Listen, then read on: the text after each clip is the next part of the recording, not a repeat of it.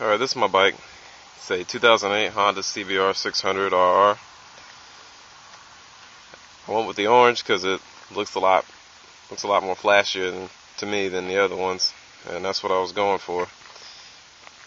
The modifications that I've done to it so far is, I don't know if you can tell by just looking at it, but I have lowered it about 1.5 inches, so it sits real good that way, and I like how it feels a whole lot better than what it sits at the stock height. Not that I had a problem with flat footing it anyway, but it just feels better. I feel like you have more control over the bike.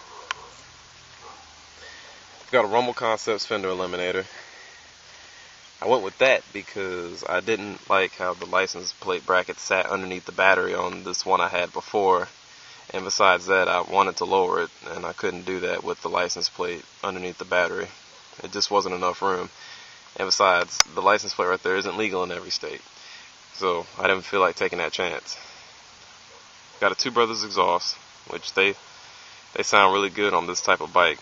You know, you can look on YouTube and find a whole bunch of other bikes like this that's got the Two Brothers, and they'll go ahead and crank it up and rev it for you. I'm not going to do that because I live in a pretty quiet neighborhood, and you know, they wouldn't appreciate me making too much noise out here.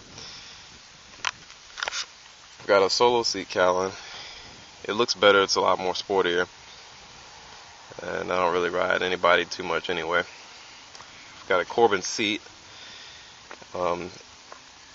Ergonomically, it's a good seat. My only complaint with it though is it's foam and not gel, so it conforms good over time. It's just not as soft as the gel. Sargent will be a good brand if you want to go for softness because they use gel seats. Tank protector, of course. Gotta have these frame sliders. You don't want this bike to tip over and you end up damaging your fairings real bad. They cost too much money for that. Got flush mount turn signals. They're good at night, but during the daytime, I mean, visibility is kind of questionable. But that's alright. I like them better than the setup that was on here stock. I pinstriped the rims just to put some more color down here in this area. It's too much black going on down here for me. And one last thing I did was change the windshield from the original stock one to the zero gravity dark smoke one.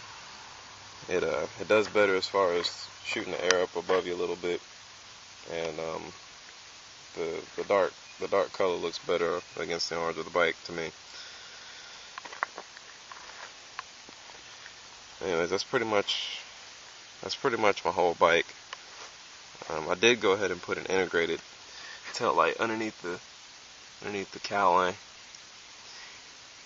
because unfortunately the light that came with the fender eliminator, it didn't have turn signals, and I'm not trying to be without turn signals at all.